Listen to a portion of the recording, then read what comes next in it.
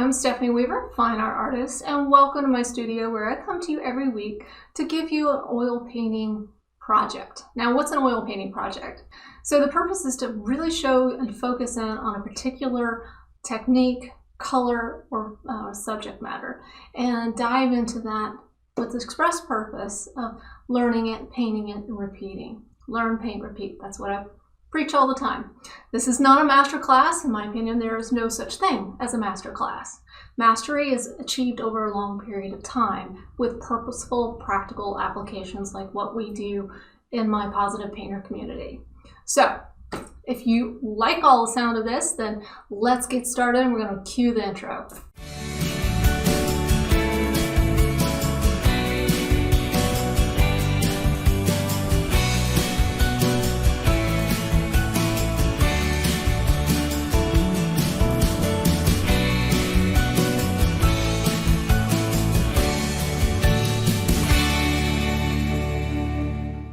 So what we're actually focusing on here over the next couple weeks is painting cat eyes. I'm going to show that right here.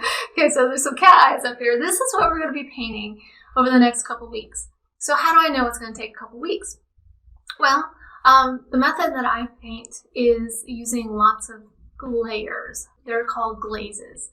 If you've never glazed before, it is a phenomenal technique that creates this amazing transparency between layers to create this amazing depth that you can't achieve by just thickly painting on paint.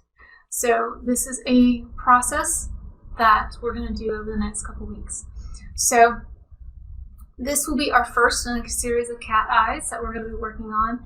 And the reason I picked this particular subject was it is super intense.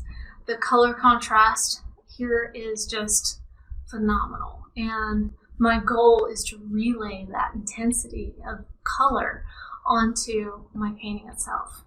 So, and then also to relay the depth that you see in those eyes. So that's going to take time. It's not something that's going to happen overnight, right? Anything great takes a while to build, and that's what we're going to do. All right, so let's talk about our palette for a second. I'm going to take you down to the palette. Hey, all right, so here's what we're going to do. You've got three cameras that you can see. So there's me, hi, I'm down in the bottom left corner. And then you've got my panel that I'm going to be painting on.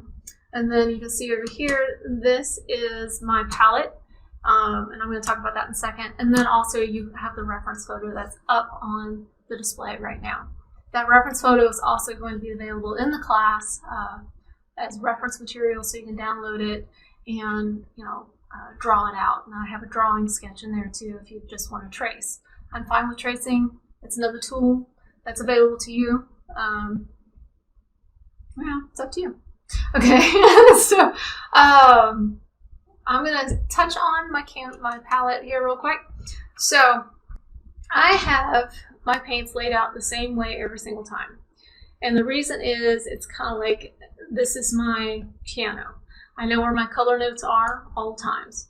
The color palette that I have set up here is my standard palette, and this is the palette that I have always used even for landscapes because it's a very natural palette. All these colors make a very natural piece, not realistic piece. So what we have, I've got black, and you can pick Mars black, lamp black, ivory black. I don't care. Black's black.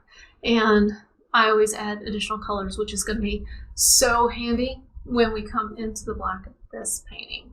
Because it's not just going to be straight up black. It's going to be black with ultramarine blue and red and greens. It's going to be gorgeous. All right, so excited about that. All right, so we've got our black. We've got our ultramarine blue, cobalt blue, sap green, alizarin crimson, burnt umber, burnt sienna, cadmium orange medium, yellow ochre, and cadmium yellow medium. Then a pile all by itself over here, I've got my titanium white. You can ignore the other colors. I reserve this section of my palette for new colors that I want to introduce into the painting if I see it's needed. And then over here are colors that I've mixed before for other paintings that I just don't want to trash because they're still good. So ignore this, and you can ignore what's over here. All right. So I've got my standard palette set up, Got my glasses. Good to go. Okay, and I've got my reference image here. Now, let's talk about approach for a second. The first thing I'm going to do is paint the eyes. And the reason why I'm choosing to paint the eyes, I'm going to save the black areas for last, because the color intensity in these eyes, I don't want to dilute with any potential contamination of the black. So I'm going to focus on, getting those reds and oranges and yellow ochres and yellow caviar medium and white in there. And those are all the colors that I see.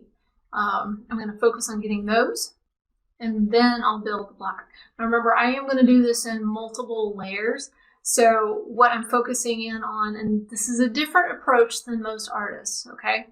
So my approach to eyes is I start where the lightest of light, and then I build out. And if I get any additional dark onto a light area, I pull off that paint, because what I'm keeping in mind is how light interacts with my panel. So light travels through thin layers of paint and will bounce off the white of the canvas, and that's what makes things glow. And that's what my purpose for eyes is. All the eyes that you see that I paint look like they can see you. They look realistic, and it's because of this method that these things look so real. It's applying those thin layers, allowing the thinnest layer to be what bounces back, right? That's what makes it glow. All right, enough talking, let's paint. All right, I've got my Gamsol here. Gamsol is my paint thinner and brush cleaner. And I'm not ready to glaze just yet, so I am going to add a little bit of Galkit in case I need the paint to move a little bit better. And a little goes a long way, so I'm not putting a bunch there. Okay,